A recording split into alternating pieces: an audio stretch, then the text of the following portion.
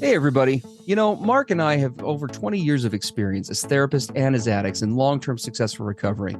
We know better than anyone what works and what doesn't to break out of porn and sex addiction, heal betrayal trauma, and reclaim your relationship. And we've poured all of our personal and professional recovery and healing experience into a first-of-its-kind program for addicts, spouses, and couples. We call it Dare to Connect. At least 4 times every week, we engage with you in real time, in the trenches, giving you the knowledge and the tools to take back your life and relationship. Whatever else you've done on your journey for healing and recovery, you've never done anything like this. Mark and I, we've made all the mistakes, so you don't have to. Don't reinvent the wheel. We all know tomorrow never comes. Look, don't wait one more day to change. Claim your free 2-week trial today at daretoconnectnow.com.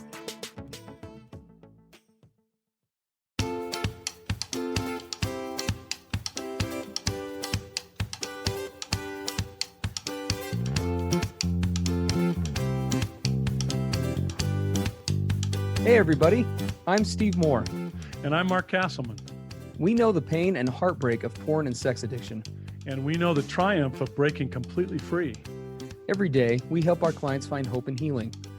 Join us in the fight to take back your life, your marriage, and be stronger than ever. This is the PBSC Squared podcast.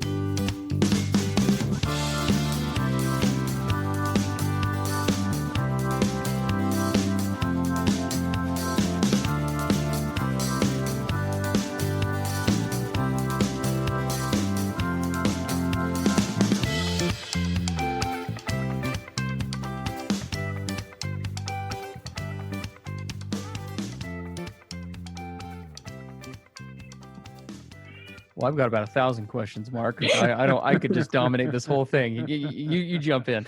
I love that.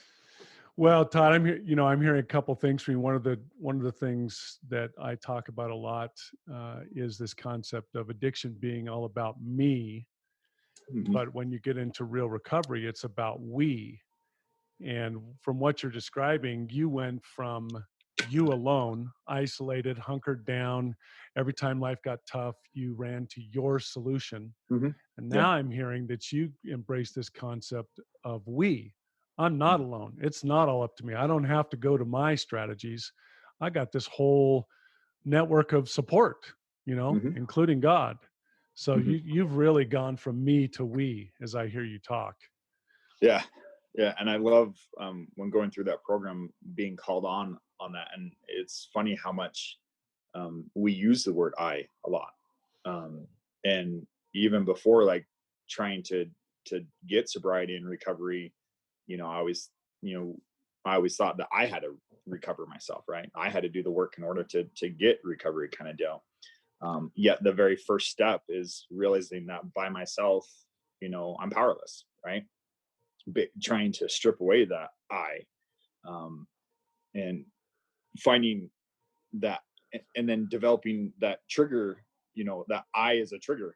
When we are saying I all the time, we're really in addiction.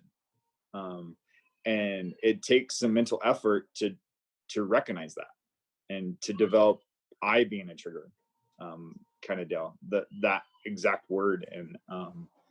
And anytime, you try and catch yourself when you want to say I, and it's like, well, we need to switch that to we.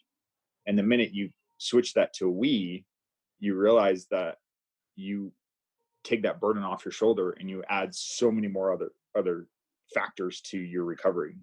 Whether it's the brothers and group that you're starting to, strip away those interpersonal relationships you had issues with, or it's recognizing that, hey, when I say we, it's a capital We with God right there behind me.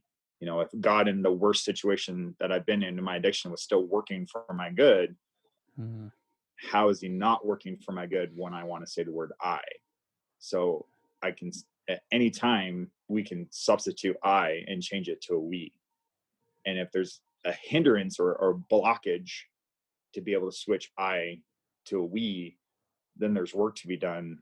And that's a trigger to reach out and connect and have a conversation with God, or talk to a brother in group, or whatever it needs to be done at that point. If there's a block or, inability to switch an I to a we, that is a great opportunity to seek recovery. And that was something that was really neat to have called out on me during recovery, and to be able to slowly make that transition type stuff, and to be able to use the word we more often is much more relieving, and a huge burden off my shoulders, and brings a lot of help when you need it. So Yeah.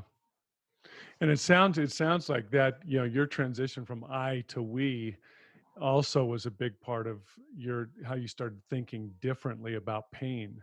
mhm, It's so interesting because when you described your dark days of addiction, pain was something to avoid, to medicate, to run from, to do whatever. And now mhm, I hear you saying that today, not only do you lean into your pain or really embrace it, yeah, you take any feelings of pain as a signal that you need or want to get close to God. yeah, And yeah. that's an amazing transition. And from the outside looking in, somebody who could be listening to this is like, yeah, that's great. Todd's doing great dealing with his pain, but it doesn't, justify how intense my pain is. Right. And Mm. I'll be honest, like nothing does, justify that type stuff. Even when you want to quantify it from a 0 to 10 scale, like it doesn't incorporate like how intense the pain is. But the truth of it is that anytime you're dealt with any form of pain, whether it can always serve as an avenue to have a better connection with God.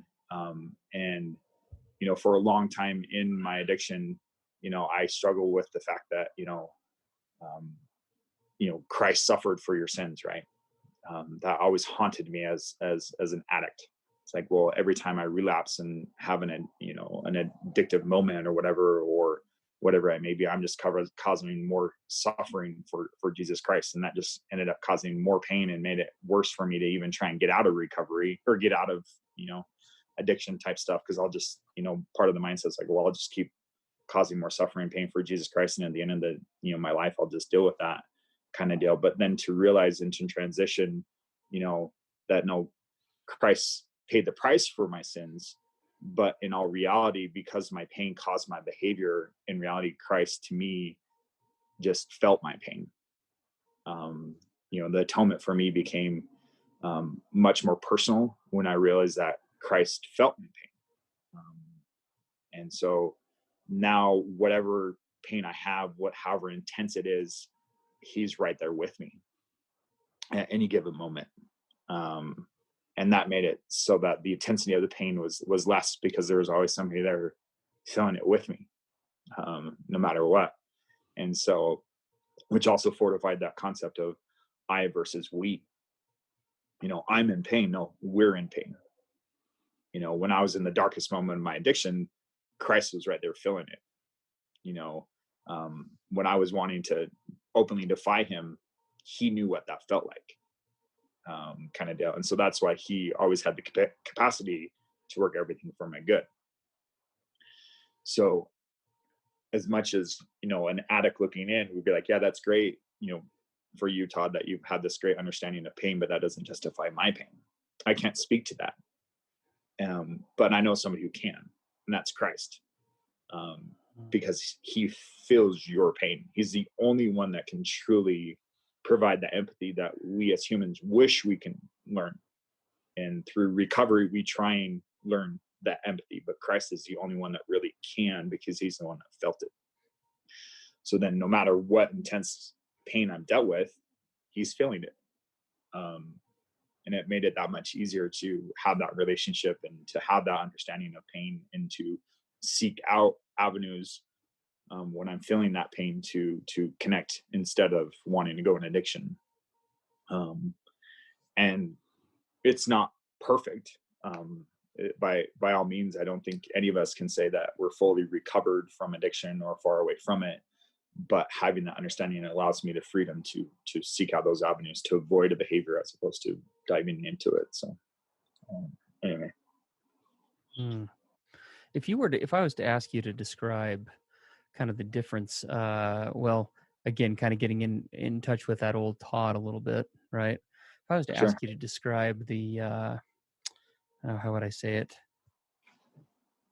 When you would isolate and that place that you would come from with that, because I think again there are going to be a lot of guys listening who are in that headspace right now of when you're up in your own head, right? We use that term sometime in Oh, yeah. recovery.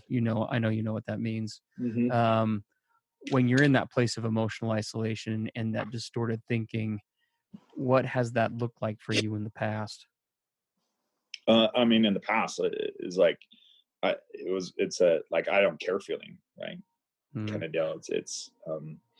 I think that there's that terminology in the Book of Mormon where it talks about Laman and Lemuel were past feeling, kind of deal. It's kind of that, like you just don't care, like you feel it, but it's mm, like whatever, kind of deal, like a whatever kind of feeling, um, and it's a scary place to be, um, kind of deal. But and you're definitely like you any kind of thought process coming into your head, um, was irrelevant at that time. You were totally locked inside your own head, um, mm, kind of deal. Just do whatever I want. I'll deal with whatever I want. I'll do whatever I want. Kind of deal. That's kind of where I went to in kind of that darkest time, and it was a scary process.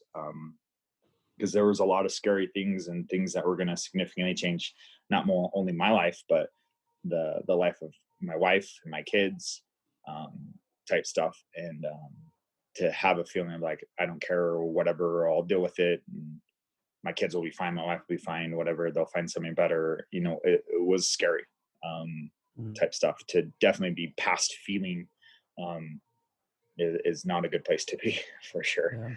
Yeah. Kind of though. Was there almost I know for me, and Mark's talked about this as well. I think when we get deep enough in this addiction, whatever that looks like, there where things start to get really scary is when you start to lose hope on that really deep level, right? And you start to come to a place of acceptance around some really toxic viewpoints. The case in point for me would have been, I mean, I got to a point where I was 100%. I mean, I don't know that I could see this at the time, but I was at a point where I had just resigned myself to the fact that this marriage was going to end. Hmm. You know, like Yeah. there's no way this one day this lady's going to wake up and just be like, what in the world am I Hmm. doing with this guy? Yeah. Right. Yeah. And just be out. And so it was kind of that whole concept of even being able to change became blinded by just this new reality of, it's just a question of how long can I keep this circus tent up and keep this Hmm. sham going for before somebody pulls it back Hmm. and shed some light on it. I'm curious what your thoughts are about that. Yeah. Well, it's almost like, the addictive side of you will hold on to that relationship at all costs, just as a personal benefit Mm, kind of deal, to kind of at least have some of those luxuries. And, I think all of us, we, we seek out, and our outward behavior in addiction is really a cry that we're trying to seek for that love and acceptance that we all want, that because yes. we all question who am I, um in this life. And that the sexual addiction or any kind of addiction is an outward expression of us trying to find this love and acceptance. And the addict brain will stop at nothing at any cost to keep the addiction going, type stuff. And so it will hold on to the relationship as long as it can as a benefit, kind of deal. It will lose it at any cost because it doesn't bode well with the addiction, kind of deal. The addict mind will only cares about one thing, and that's to keep it alive and surviving, and fueling for its own benefit, kind of deal. And realizing that my addiction will stop at any cost, um, and do anything and any behavior or be involved in any behavior to keep it going. Realizing that was like, well, I have to think the other side. I have to flip that coin over and realize that I need to do anything at any cost to seek out connection and to find my love and acceptance somewhere else other than my addiction, kind of deal. So Gotcha. I don't know if that makes sense. No, it makes great sense. You're doing fabulous, man. Again, I'm going to hold off with more of my questions, Mark. I'll just keep going if I don't restrain it. Well, Todd, if you there are a lot of people listening who are at different places in addiction Mhm. or recovery, different parts of the decision process. If you were to talk with someone out there who is caught up in this addiction right now, and Yeah. they're not sure how to go forward, or if they want to, or if they can, and what would Mhm. be your advice to them? How do you get on this track? And Yeah, I mean, well, the mindset of being caught up in an addiction type stuff, looking, at this type of conversation from the outside looking in, type of stuff. And I think, even when I was trying to get sobriety, with all the help that I had, it was always like somebody who wasn't in addiction trying to help. And it was always like, yeah, right, this doesn't help. And I think that's what's beautiful, was awesome about getting in with you guys, is that now I'm with people in recovery and who are, former addicts as well, that are now providing. But even then, the addict brain was like, yeah, right, I'm not Mark, I'm not Steve. Great for them, they got success, but I'm Todd, I have bigger issues or different issues than them. There's no way that this stuff will work for me. My only caveat to that is that you might as well try the impossible, because the possible just ain't working. And that's exactly what my addict brain was doing. It was just trying to do the possible. It was in that mindset of eyes, like, I'll do this, I'll do that, I'll do whatever. It was just trying to do the possible. It's like, type stuff. And so it's like, if you can grab a hold of this kind of concept of like, well, Todd and Mark and Steve are all saying, oh, well, talking about reach out and this and that, or, pain and having relationships with God, like that, the addict brain wants to say, yeah, whatever, that won't work for me. But in the back of your mind, that your true self, who you really are, type stuff, this great, wonderful being that, that is loved by God no matter what, and little voice in the back saying, you might as well just try the impossible, just try it a little bit. And I would answer that, like I said, try the impossible, because the possible just ain't working. And, going back, no matter what I tried to do to seek out, sobriety and addiction always resulted in pornography relapse and further behavior. Whatever I tried always failed. So I might as well try something that we can try that impossible and see where it goes.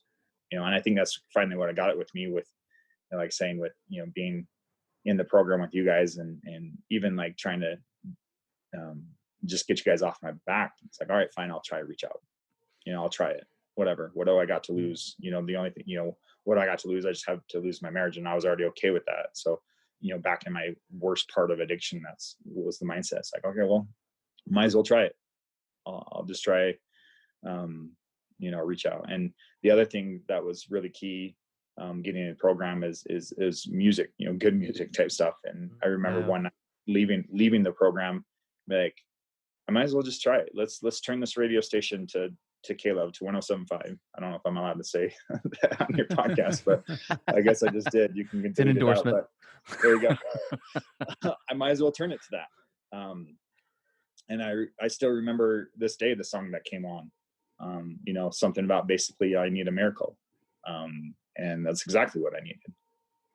But it was like that one little moment of just trying it that really exponentially like developed into a huge behavior of only listening to that kind of music to kind of perpetuate my recovery, kind of stuff, and to just be involved in that behavior. And it's like, all right, I'll just try it, and like I said, getting in my truck one day, it's like, okay, I'm just going to try to reach out. And then that became my sanctuary, that when I got into my truck, it's like, okay, it's time to reach out. It's time to have that conversation with God. And, it's even to this day when I drive to work, I still will turn off the music or whatever and have a conversation with God, because I know, like, if I don't, my outcome of that day is going to be far worse than it was, type stuff. So just try it. Try the impossible. Impossible just ain't working. So, yeah. Ladies and gentlemen, Caleb 107.5, your choice for spiritual connection. That's right. Right. 30-day challenge. Listen to it for 30 days. It'll change your life. That's right. No, I remember Todd working with you, and how that was such a big part of recovery for you. Was the musical side. Yeah, I love that. In fact, I still have the CD that you Yeah. gave to all the group Thanks, members man. at the time, which I thought Yeah. was just fabulous. And it's a big part of my recovery as well. What other things are there other things in your life that help to really dial you in with recovery? Obviously, that kind of a medium is really good, but are there other, for lack of like sources that kind of become like your anthem for recovery, or your banner for recovery, or things that, in your life that motivate you, that drive it today? Yeah, I think we've hit on it a lot. I think the music is huge. That's still a daily thing that's involved, like just driving, road trips, like anytime I can, working out, type stuff. Um, but also the line of work, understanding pain better, Yeah. um, you know, trying to work in little recovery quotes as best I can, kind of deal, in regards to that, um, type stuff. Um, Reaching out still a huge part of me, type stuff. Voicemail therapy is huge, type Mm, stuff. If nobody answers, and I still have a list of guys that I rotate and things like that. Um, you know that way. Yeah, a whole bunch of that stuff, still plays a big factor. But I think the biggest thing is my conversations with my prayer with God, type stuff, changing that approach and having it more of a relationship prayer as opposed to a formal kind of formality prayer, like following some kind of guideline or whatever, kind of stuff. Just being able to take a moment, take a deep breath, and then just openly talk with God. Prayers became more of a conversation and things like that, with Him. And anytime I'm going to be in a situation where I know I'm going to go in, to something where it's outside of my control, the hours that I work at work, they're outside of my control and what's going to happen. So if it's going to be outside of my control, I might as well give that control to somebody else who can work something for my benefit. So that's a huge thing, prayer. And then just like I said, my relationships with my kids has changed, being able to see them differently, um, seeing their behavior differently, understanding that their behavior is caused by pain, and that my issues with them is really an opportunity for me to look inside as opposed to look towards their behavior. They're an opportunity for me to learn, about myself. And a great reminder is, it's like, well, I have this issue with my kid because he's defying me. It's like, well, how often did I defy and openly defy against God? It's like, there's a great reminder for you, Todd, type stuff to learn that. And so, um, yeah, I've actually got kind of a two-part question for you. sure. So the first part is, look, we have people who listen to this podcast at all different ages, and I know that for a fact we also have some parents and even like religious leaders or other people who listen in on this as well, for insight or guidance. They must be pretty desperate if they're tuning to Mark and I, but they do that from time to time. And if you were to, so the first question is, when you, like, in terms of growing up and how sex was treated, like in your household or in your culture, right, your family of origin, all that stuff, Hmm. were there elements of that culture and the way it was addressed or approached that you feel like set you up for addiction? Yeah, I mean, like any, before and growing up, and even still to this day as a parent, like it's still like any negative behavior that I see or that happens is always like, oh, you got to change behavior, right? It was always like, Mhm. you got to approach behavior. It was never approached like, well, why did that behavior happen in the first place? You know, Yeah. Addiction is an outward expression of an internal struggle, and any perceived negative issue that I have with somebody else, whether that be with myself or my kids or whatever, or that person that cut me off, any perceived negative behavior that I have towards someone else is actually just a reflection of my own internal struggle. That pain that's Mhm. triggering that behavior, type stuff. And to have that realization, and even as a parent, I still got caught up when my kid, spills something on the floor. It's like you want to get mad and angry at the behavior, right? Yeah. Type stuff, and to try and see, well, what was the cause of that behavior, type stuff. And so instead of trying to automatically jump on the bandwagon and trying to modify the behavior, it was more like, well, let's jump on and try and understand where that's coming from. And I think in my line of work, dealing with people in their own addiction, making that transition as well, to realize, well, what's triggering that behavior to happen? How can I see them differently? How can I have a better connection with them to help them, as opposed to just trying to jump in and surface level modify the behavior? to help them avoid the behavior or whatever, or try and give them some advice that's going to change their behavior. I still get caught up in that with myself, my kids, with all the interpersonal relationship, and every now and then, to try and take a step back and get out my own head and realize, hey, this behavior is coming from something else other than, they just want to act out or whatever, kind of deal. Well, what's their struggle? What's my struggle? What's causing this kind of deal? Yeah. This is kind of related to that, but what would be your advice to those listening who are playing a role with like the young minds, right? People who maybe find themselves in on this early on. Like, I guess maybe a better way to put it is, what would you have liked be it religious leaders or other people in your life of influence, your parents, how do you wish they had handled this whole dynamic differently? Yeah, I think the biggest thing and the hardest thing, even for me, like, I'm putting myself in my own shoes with my oldest kid, who's 11, who's getting to that age when I was starting to get up in issues, and just trying to remind him that, as a parent, I'm still trying to learn to be a parent, and not the best parent, but I know who is the best parent, and that's the Heavenly Father. And he's going to love you no matter what. And I'm going to love you no matter what. When I have conversations with my son, it's like, we're trying our best to help you become the best you, in, the way that we know how, and trying to early on, give him that understanding, say, hey, you're outwardly trying to seek, hey everybody, this or that, or someone who, are you looking to take your recovery and your marriage to the next level? Realizing that we you're work outwardly with individuals expressing, and couples one-on-one, with both in-person and online therapy options. You have access to the experts anytime, there's a better anywhere. source for that. To learn more, visit us at pbscpodcast.com. I'm going to always try to be there for that, and trying to understand that, you're trying to outwardly express that, hey, you want to be loved no matter what it is. And so I'm going to help try and guide you towards the person that I know can do that, and the person that will help me trying to do that for you as well. And so type stuff, and understanding that behavior is just trying to seek connection and trying to be loved and be connected and accepted. So I love that. Other questions, Mark? Oh, go ahead. Sorry, Todd. No, and I think that also works for the spouse too.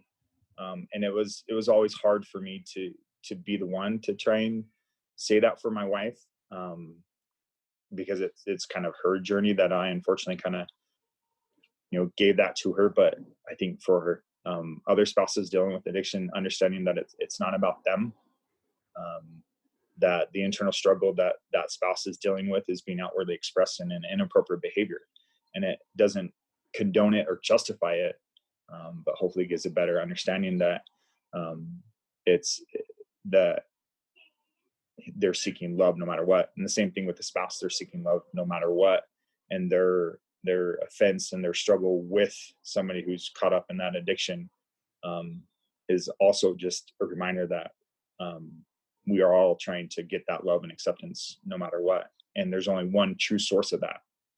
And if your spouse is caught up in addiction, and it's hard to see that your spouse loves you, you can always seek out God to know that God loves you, and that through God, you can have love towards the spouse, even in that negative behavior, and type stuff. And so I think it works in any circumstance. So we appreciate you being on, Todd, and being so open and honest. We know it takes a tremendous courage and being willing to, I like to call it intimacy, into me you see. Yeah. Been very intimate today, and allowing people to see into you. And it's a bigger benefit for me though. I mean, this to readdress like your story and to tell your story, it gives that much more power towards getting into recovery. And addiction doesn't want to be talked about. Addiction comes from that question of who I am, which is right there with shame. Shame is really that ultimate like question of who I am, and it doesn't want to be talked about.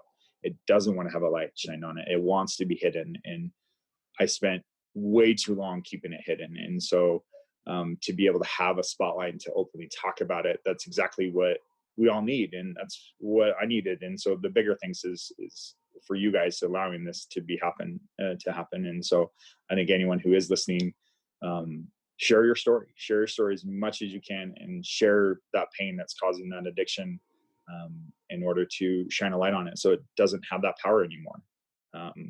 And it can alleviate some of that burden on you so that you can have the freedom to start diving into it, or even just kind of sticking your foot in the water of recovery to see how, if it's a little warm, and then once your foot's in, maybe you'll get up to your knees, and maybe that's all you need is just to give it a little try, to share your story, to not allow it to be hidden anymore. And that's it's huge for me today. So we so appreciate it, Todd. Thank you again. It's just been invaluable having you on here, and it's a joy to know you, my friend. You're a good man. Thanks again for coming. I think we'll go ahead and we'll wrap up. We have other interviews like this coming up for all those out there listening. We are always open to questions or things that you would like to have addressed on these interviews, either by us or by others that we'll have on. So please reach out to us. You're welcome to visit us at www.pbscpodcast.com. And we've got a contact form on there. We'd love to hear feedback, thoughts from you, questions, all that good stuff. All right, everybody. Sounds good. Thanks again, Todd. Thanks, guys. All right, you're welcome. Take care. Bye-bye. Bye. That's all for today. Thanks for joining us. And remember, the opposite of addiction isn't sobriety, it's connection. Together, we can do the impossible. To learn more about Mark and Steve and to listen to more podcast episodes, visit us at pbscpodcast.com.